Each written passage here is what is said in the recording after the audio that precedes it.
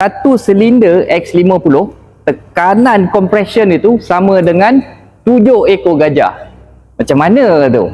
Okey, Saga 1300cc. Persona dengan Iris 1600cc. Okey, X50 ni 1500cc dan dia ada 3 silinder, ada 3 piston.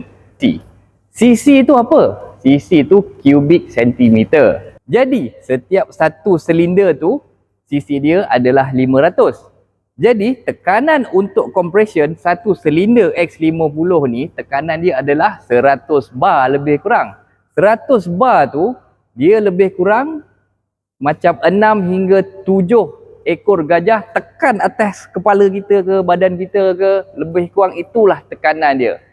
Gajah Afrika. Okey, kita ambil yang gajah Afrika sebab gajah Afrika berat dia seekor tu lebih kurang 6,000 kilo. Korang bayangkanlah 6 hingga 7 ekor atas badan korang. Macam itulah compression untuk X50 turbo ni. Itu sahaja, terima tu.